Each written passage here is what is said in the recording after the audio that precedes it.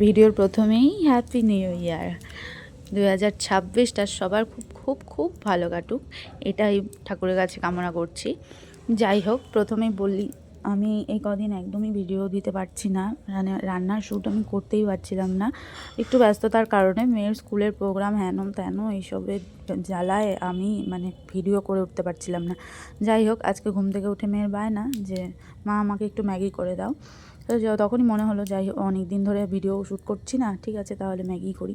আর শীতে না এইভাবে সব সবজি দিয়ে একটু ক্রিম ক্রিম টাইপের ম্যাগি খেতে ভীষণ ভালো লাগে, আমার তো খুব ভালো লাগে, আমার মেয়েও খুব ভালোবাসে। ও এমনিতে এরকম সবজি দিয়ে যদি ম্যাগি করে দিই তাহলে খায় না, কিন্তু এরকম যখন চিজ দিয়ে করে দিই তখন খুব ভালোবাসে।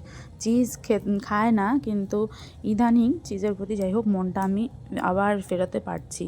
মাঝখানে চিজের প্রতি ওর একটা কি বলবো, এত অভক্তি চলে আসছে, চিজ দেখলেই ওর রাগ উঠে যেত। আসলে ভুলটা আমারই ছিল, টিফিনে আমি দিয়ে দিতাম চিজ দিয়ে কিছু একটা বানিয়ে, তারপরে টিফিন সময় তো ওটা ঠান্ডা হয়ে যেত, তারপরে শক্ত হয়ে যেত, আর খেতে পারতো না।